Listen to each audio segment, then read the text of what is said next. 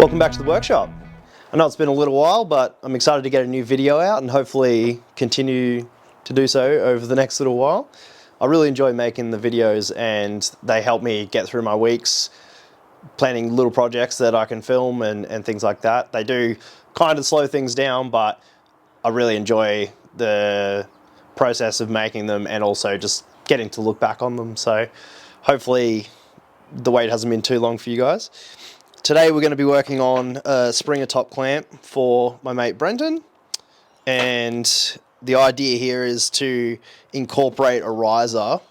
So rather than doing the little threaded adapters that go into the rear of the legs, which it's a pretty crappy system to be honest, they never sit right. One is always loose. So trying to do away with that idea and incorporate into the top clamp a set of risers. Guys used to do this back in the day all the time. I've seen countless amounts of dodgy home jobs as to getting usually a set of like pan risers or something on there. But we're going to try and do it in a way that looks like it was kind of supposed to be done that way. There's a few challenges trying to get these things to work. One of them specifically is this split.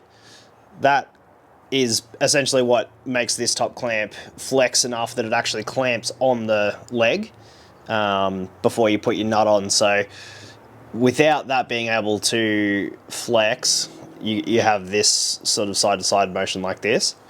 So you really need to continue that into whatever happens above this surface here. So you can't just weld a slug of steel straight onto the top of this, because you're basically going to weld this stiff. So there has to be a piece that has another slit in it that is still able to flex. So that's one part of the problem, but I've got an idea and I think it's going to work for that. And the other thing is that Brenton wants these extended as well. So we kind of lucked out, and these post risers that he had are actually stainless.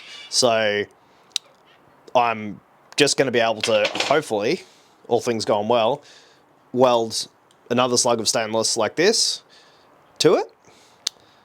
And then depending how this mates up, this will get welded into that upright. So yeah, so bit of machining, bit of welding, bit of fixturing.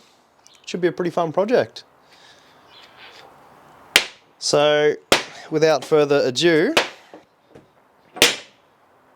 let's get into it.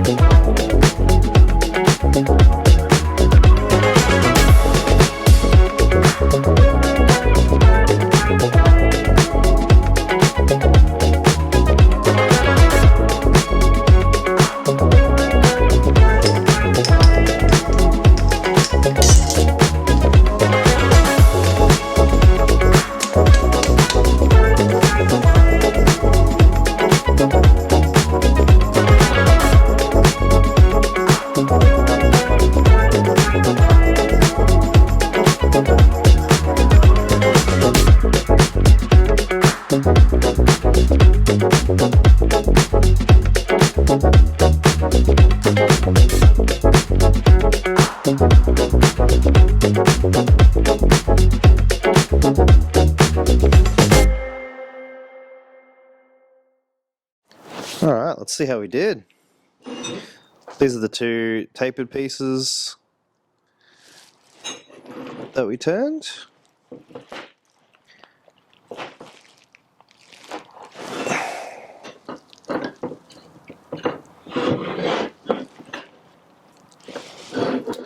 And so they've got the little slits in both sides there so they can flex. These pieces are just turned to hold the riser at the right height. So they're just temporary and they'll come out the bottom. So when I put these in, they end up at the 6 inches where they need to be. And also the base of this will only come down to just above the slit there, so it's not going to hinder that performance either in that how it clamps.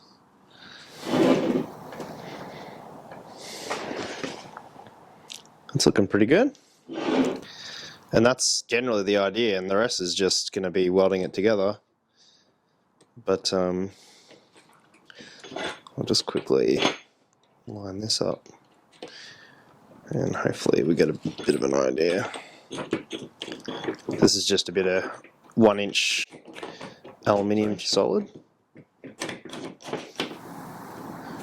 And once I get these tapered pieces welded on, or tacked on at least, I can set these up and set a bit of bar in the front here, and that'll help keep our heights regulated, and they won't be able to twist this way So, bit of strategic tacking. And we should be good to go. It's my first time using this stuff, but I ordered some 309L stainless TIG rod. It's supposed to be really good for dissimilar metals, joining those two together. I'd normally just use 316, but I got recommended this by my good friend Mason, so he knows what he's doing, so I better try it out. And yeah, let's give it a crack.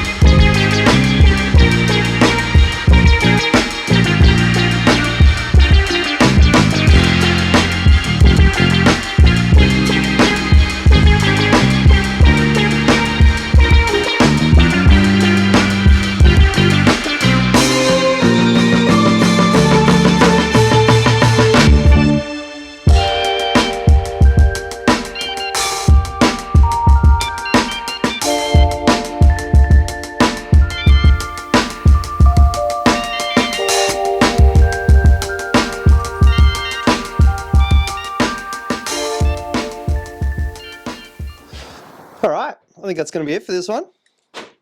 Really happy with how that's come out. I've definitely had this whole idea generally milling around my head for a minute, so it's cool to see it in reality. I didn't have any bars that fit properly, so I just cut down some extra wide ones that I had, and these are just in stainless, so I'm not too worried about them corroding in the middle or anything like that. So I can still turn these into some nice little buckhorns later. Hopefully I fast forward this part for you guys, for your for your sake.